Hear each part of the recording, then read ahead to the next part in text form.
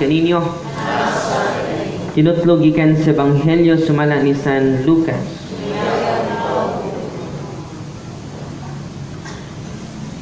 O gisultihan sila ni Jesus nining sambingaya. Ang buta dili makaagak sa laing buta. Kung buhaton niya kini mga hulog silang duha sa kanan. Walay tinun-an nga labaw sa iyang magtutudlo.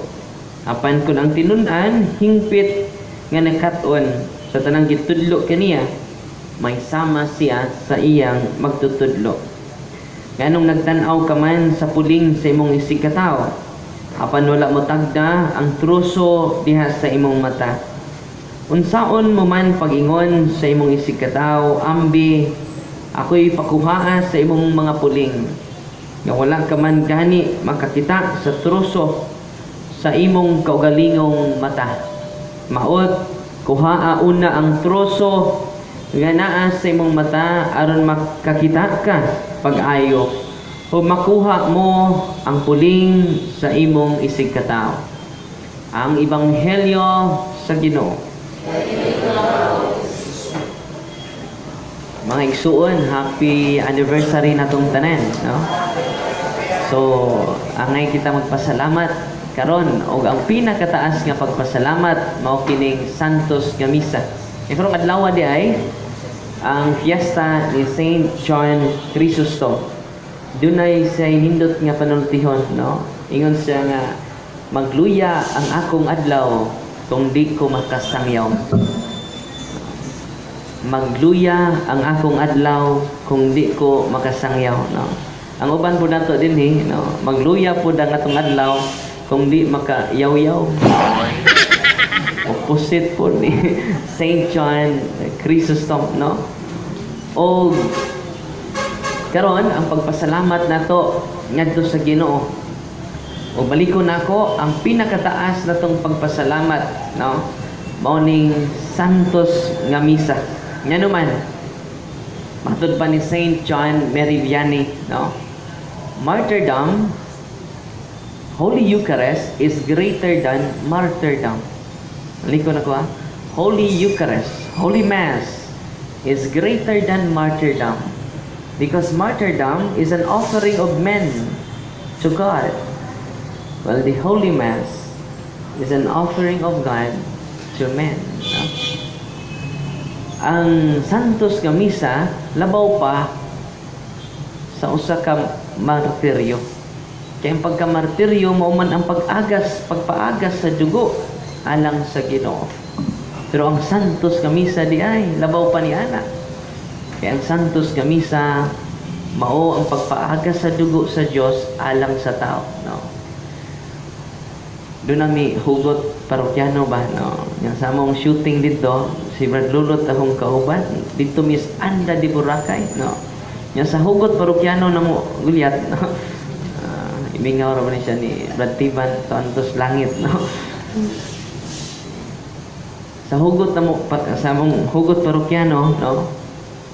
Shooting mi dito, mao ni ang unod sa amo nga hugot-hugot, no? Si Brad Lulot dito sa Taplis Baybayon, nga ako padung og naog, no? Ako ngingnan si Brad Lulot. Brad Lulot ni bata na magkagsamot. Nas Brad Lulot dili skilid, no? Umingon po si Brad Lulot ni bata lagi samot, pero ang akong dughan naghuot. Kaya ang akong gugma padre sama sa balas, dali kay gibanlas, no?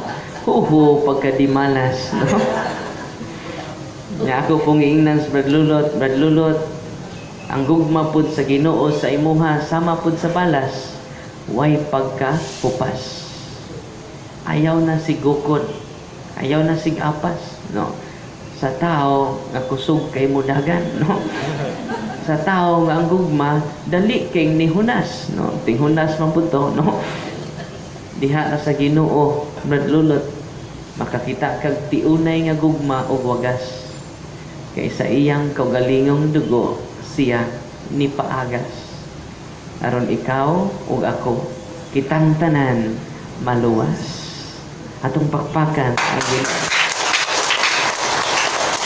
ug kanang pagpaagas sa iyang bililhong dugo, mga kaigsunan, no? Ato kanang makita o masinati pag-ayo, commemorate pag-ayo, mahimong present pinaagi sa Santos nga misa, no? Kung tanawon ninyo atong naidako kayong bag-o, dako nga milagro o bag-ong milagro sa Santos nga Eucharistia, no? Kita kung mga Katoliko usahay, no? Ato mang ibaylo ang misa, no? Sa atong mga bisyo. Ibaylo na to si Kristo sa atong mga bisyo, no? Kung nasayod lang kita kinsa, no? Usahay mangluod na ta sa atong pari, no? Mubalhin taglaing parokya, no?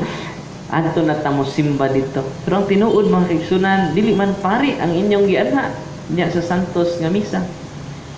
Si Kristo man sa bayhon sa pan o sa bayhon sa bino. Netong August 8, 2019, karong tuiga lang yun, no? Usa ka pari si Father Gustavo Palacio, no? Nagpakalawat siya masakiton. Nagnaa siya sa PICS, no? Pag-abot niya dito sa maong balay, natingaman siya kay napuno sa dugo ang iyang mga buktot, no? Tanawan ninyo akong timeline, no? Atong August 11 akong gi-share, no? Ito dito ang picture ni Father Gustavo, no?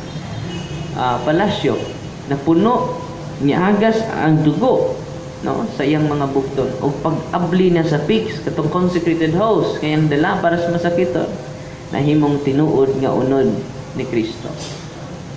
Sakto kayo dagingon ni Kristo, I am the bread of life. Ug ang pahan niya kung ihatag kaninyo, mao ang akong unod, no? Ug ang ilimnon niya kung ihatag kaninyo, mao ang akong dugo. Mga igsuon kung nahibaw lang ta, kung kinsa ang atong gianha sa misa, biyaan ni may mong labhonon, no? Matod pa ni Atty. Rupil dito ni sa Atty. Rupil sa parokya, no? Ingon siya na hinumdum kung ano akong hinumduman niya, no? Kung dili ka kasimba tungod sa imong tindahan, nagtuo ka nga ikaw may tag-iyas imong tindahan, no? Kung di ka kasimba tungod sa imong tindahan, ang tindahan ay tag-iya nimo, no? Ang tindahan na pud ang Ginoo nimo, no? So karon mga pinangga kong mga kaigsunan, sakto kini atong gihimo karon, no? Ang pagpasalamat nga pinakataas mao jud ang Santos nga misa. Kung palihog ko mo ni ibilin sa inyong mga anak, no? Yung sahay ang mga amahan, mo may po'y mag-o sa bisyo, no? Wa mag-o matong Kristo, no? Nag-o sa bisyo, no? Dato'y amahan, Brad Eli Del Mar, no? Naingon ang iyang anak na kining, tatay, manimba ta tatay, oy, no? Wa mo kay simba-simba tatay, no? Naingon po ang amahan, anak, i-appeal lang ko anak, na ningon po ang inahan on sa taon ni Darling, no? So possibly kita'y muda sa itong anak ngadto sa simbahan, no? Ang ato naman no, anak na muda na to, nabali naman ni Darling, no? Ikatawar pong amahan. I-appeal lang ko Darling, no? Napila istorya, mga matay man ta, no? So pagmatay na nila, no? Ang amahan, sinagpasiplat dito sa pultahan sa langit, no? Pagtanaw niya dito, pertinang lipaya. Nga, no? Tuwa yung anak, no? Salamat tuwa dahil sila, no? Gi-appeal na ako nila, no? Uy, tuwa po diyang asawa, pertinang lipaya, no? Eh, tuwa po diyang asawa. Paduna siya suod gulyat, no? Dito sa, kuan, pultahan, pastilan. Gialihan man siyang Pedro, no? Uy, asa ka, asa ka. Suod na lagi ko, nyo, no? Say, suod, no? Tuwa na akong, di ka kasud. Tuwa man lang akong asawa. Tuwa man akong anak, nyor, no? So di ka kasud. So tuwa na lagi sila, no? O mingon Senyor Pedro, ay kaguol. Say kaguol nga di mo ko nang pasud doon. Gi-appeal na kanila, no?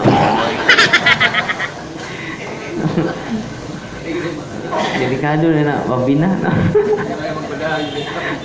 Kanang magpa-appeal, pagkilig, way appeal. Una makiksunan ko, narita si Banghinyo, no? Magsugod na ta sa tungwali, no? Highlight lang kung usa ka punto sa Ebanghelyo karon mato ni Kristo, ang buta dili makaagak sa laing buta, no? Unsa may nakapabuta karon sa katilingban, no? Atong mga problema, ang atong mga trauma, no, sa kinabuhi, mao jud ni nakapabuta nato. Unang maitom na ang atong pananaw. O nagtan-aw ko ni Atty. Rupil karon, no? Hisgot siya about hikog. Muna, naitom na jud ang ilang pangunahuna tungod sa problema. Matud pa ni Blaise Pascal, ingon siya nga, life is not a problem to be solved. It is a mystery to be lived in. Nato ng Bisayon, ang kinabuhi day, dili problema nga pagasulbaron. Kundi misteryo kini nga pagapuyan. But ingnon, no, dili mawa ang problema. Samtang may kinabuhi, matud pa sa suliran, ikaluhaan na kitang daan. No? Pamatay na lang ang naproblema, naaga po ang problema. No? Di yun mawa. Munang, every time sa ulog kita sa pagpasalamat sa Ginoo o pag-ampo, ang atong pangayoon, dili aron mawa ang problema. Ang una itong pangayoon, Lord, gai kong kusog nga akong masugakon ang akong mga problema. Si St. John of the Cross, lahi sa itong mga pag-ampo. Ang atong mga pag-ampo, Lord, kanong sa ama ni mahuman akong problema. No? Kanong sa ama ni matapos ang akong mga pag-antos. Di ba? Gusto ko og kanang hayahay kanunay. No? Pero si St. John of the Cross, mingon siya, Lord, kung kining akong pag-antos karong adlaw gamay ra, please, pwede dugangi. Dugangi pa, no? Kaya nato di mga pag-antos, may makapalig-on ka nato, no? Kasagaran bitang naghikog, no? Ang mga anak o mga adunahan. Nakadungog ba kagulyat nga doon ay naghikog, badyaw?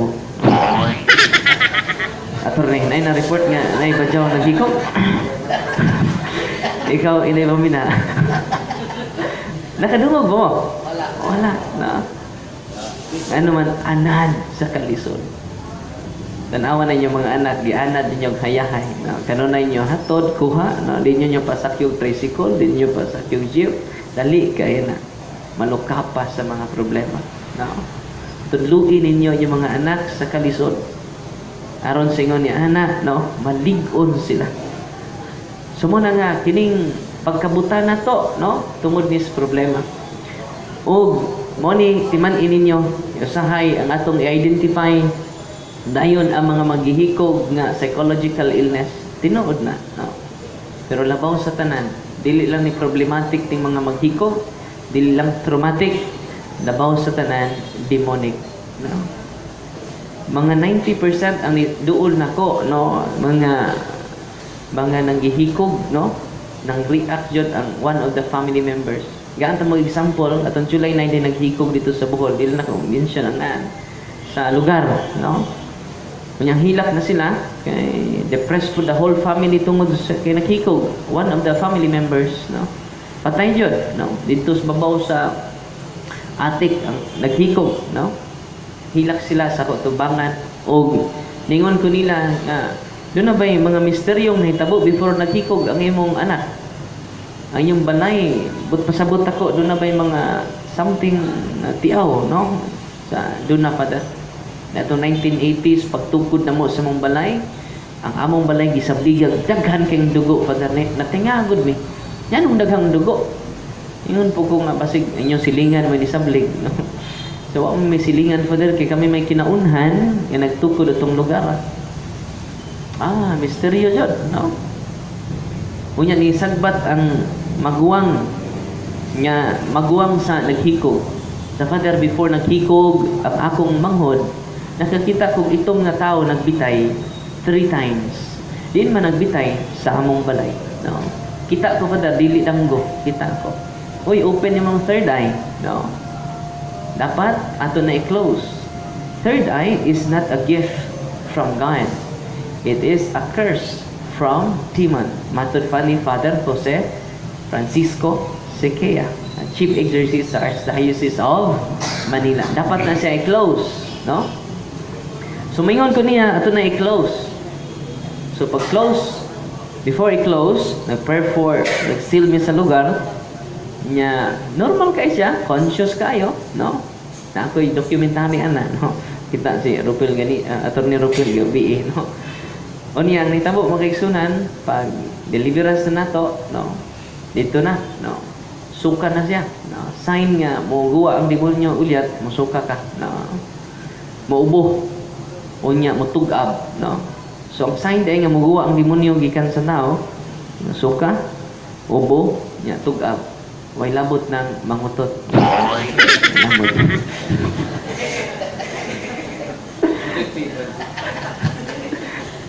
Unya, sukas niya.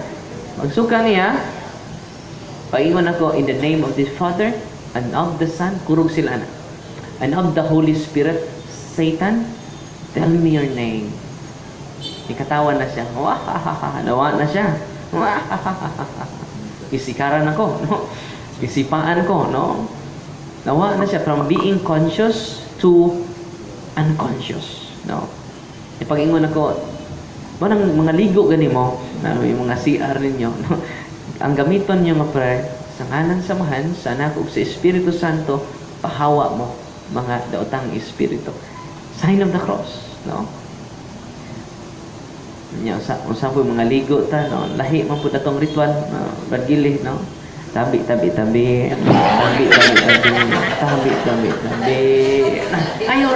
Ayaw ba tabi pahawa ajud, no? Kung gamiton ninyo, in the name of the Father and of the Son.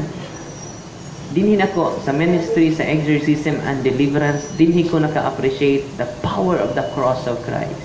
No? Kung sa Galatia 6:14 ningon si San Pablo, wa na ko'y laing ikapanghambog pa. Wa na ko'y laing ikapasigarbo pa. Gawas sa cross ni Kristo. Kini makisunan init kini sa mga naposes. No? Hadlok sila ini, no? Og ang naitabo makaigsunan pag-ingon ako, tell me your name. 5 times ningon siya, I am Satan. I am Satan. 5 times.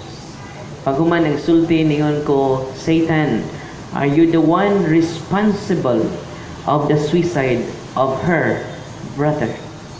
Dito bang ang yawa o mingon, yes, I am. Are you dwelling in their house? Ito bag si Satanas. Yes, I am. No? In English po ang yawa. No? English speaking sana. O kalois Ginoo na ulian siya, dili na sa kakita. Karon, no? O hinahinay ni balik normal iya kinabuhi. O naduol po siya sa Ginoo. Yang katapusan niya pag isulti ninyo, dihay usaka dili na ko nganlan ang iyang denomination, no? Niduol nako dili katoliko. Unya pag duol niya nako, no, iyang sakit doon na say cancer, nya iyang cancer po doble, natural illness, doon na po demonic in origin nga sakit. Gidautan siya, no. Unya pag deliverance nato, di man siya katoliko, since birth di siya katoliko. Akong gibutang sa iyang lawas ang cross. Mutuumog sa dili ni marka ang cross sa iyang lawas. Naglingo-lingo siya nga nung napasok magkupadre sa cross. Nya ang panudlo na mo ini iya man ni siyawa. Ang cross iya ni siyawa 666. Nya kung 666 ni Father nganong napasok man ko. So nisumbong siya siyang mama. Mama, di po katoliko yung mama. Napasok ko sa cross mama. Kanang pari do na nay orasyon. Oh. Ayaw kumpiyansa anak-anak. Kaya posible katong iyang kining cross kuan to mitan, no? So iya tong giinit anak, no? Nya pagbutang nimo niya sa imong kuan mo nang napasok ka anak, no? Ningon siya ningon nga kung mauna mama nganong wa man maapil ang atong sanina nadiri mas babaw sa kong sinina. Sige anak, makuyog ko, no? Ni kuyog iyang mama. Ni-react mga po ng iyang anak. Nidaga ni sud sa iyang sakyanan. Di siya katuo sa nahitabo, no? Naadyo yawa gulya. Kita na makagayawa gulya, no? Hindi padami na ko. Ha? Hindi madami. Kita na magyawa? Tanaw mo siyang tapad, no? Yawa, tanaw sa tapad, no? Tanaw ang gilid gulya. O sa second time, yung mga itong dili katoliko deliverance na to, no? Sa second time, pag deliverance na move ko, na-touch ko kay first time, naghimo siyang sign of the cross.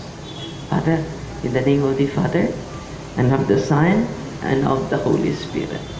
Padre, gusto ko mahimong Katoliko. Wow! Is it amazing? No. Is it surprising? No. Atong pakpakan ang Ginoo. Yung nga kining nahitabo nga mga suicide sa palibot, no? Kinahanglan na ta og pag-ampo kanunay, no? O kinahanglan ta og mga sacramentals, exorcism and blessed water. Before ko muli, no, mag-bless ko para ninyo, no?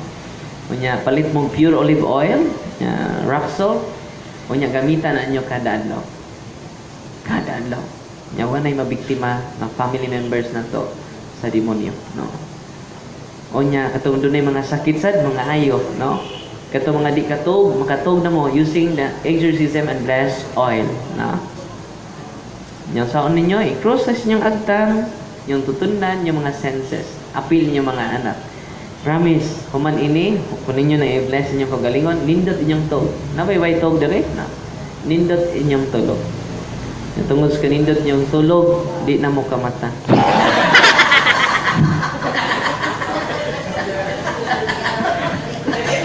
Di na mo kamata ba nga matutugaok ang manok, kung sa din yung gihunahuna, no? Di na mo kamata, straight na din yung to. Straight to the point. Ano yung to? O niya, padayon ta, sa pagpasalamat sa Ginoo, no? Ang tao nga malipayon, mao tong tao nga mapasalamaton, no? O mao ni ang atong gihimo karon. Ug sunod atong himuon ang pag-ampo sa katilingban.